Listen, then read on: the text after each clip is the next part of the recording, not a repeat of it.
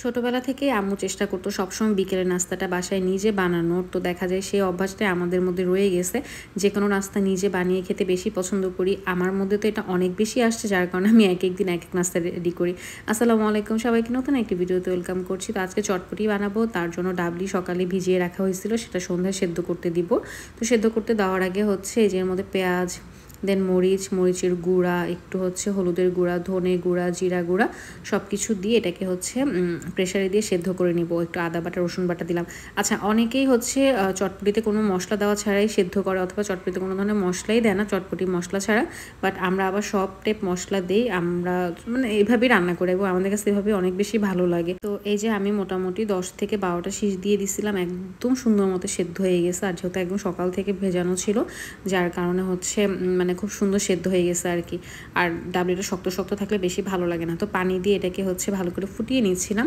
এরপর এর মধ্যে মশলা দিয়ে দিলাম, মানে যে প্যাকেট মশলাটা থাকে। এখন জাস্ট এটাকে হচ্ছে জাল করে নিব, একটু ঘন করে নিব।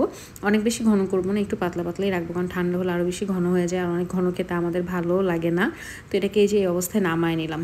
এখন হচ্ছে সার্ভ করার জন্য একবারে হচ্ছে বাটি নিয়ে নিছি, গরম গরম সবাইকে সার্ভ করব। খেতে অনেক বেশি মজা লাগে চটপটি। আর এখন তো একটু বৃষ্টি বৃষ্টি ওয়েদার, এই ওয়েদারে আসলে এই ঝাল টাইপ নাস্তাই ভালো লাগে। এপাশে টক রেডি করতেছিলাম, তেঁতুলের কাঠ বের করে নিছি, এর মধ্যে লবণ, চিনি, ধনেপাতা, কাঁচামরিচ, দেন একটু চটপটির মশলা সব কিছু দিয়ে ভালো করে মিক্স করে এক্সট্রা করে পানি অ্যাড করে নিব। যে যেরকম থিকনেস খেতে চায় আর কি, ওরকম পাতলা খেতে চাইলে পাতলা রাখবেন, একটু ঘন খেতে চাইলে ঘন রাখবেন।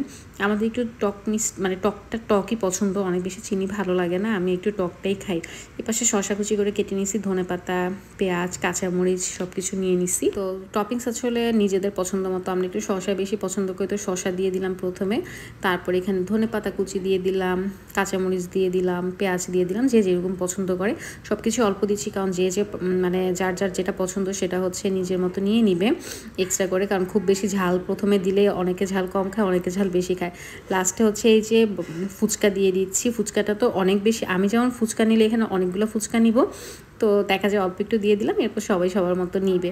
এরপর ডিম গ্রেট করে দিলাম, ডিমটা একটু বেশি দিলে কিন্তু ভালো লাগে চটপটিতে অনেক।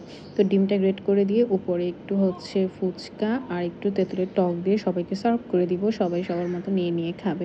আমাদের আসলে বাসায় দেখা যায় সন্ধ্যার নাস্তাটাই মেইন থাকে, দেখা যায় সন্ধ্যার নাস্তা করার পর রাতে আর ডিনারটাও খুব একটা করা হয় না, বেশিরভাগই সন্ধ্যা নাস্তা দিয়েই কাভার হয়ে যায়। কারণ নাস্তাটা খেতে খেতেও সময় হচ্ছে মোটামুটি 7:30-8টা বেজে যায়, যার কারণে ডিনারটা স্কিপ হয়ে যায়। ছোটোবেলা থেকেই আমরা এভাবেই নাস্তা করি যাতে ডিনার করা না লাগে। তো এই যে আমার চটপটি মাশাআল্লাহ একদম রেডি। এটা মজাও হয়েছিল অনেক, খুবই ভালো লাগছিল। ভিডিওটি কেমন লাগলো অবশ্যই জানাবেন। Thanks for watching. Allah Hafiz.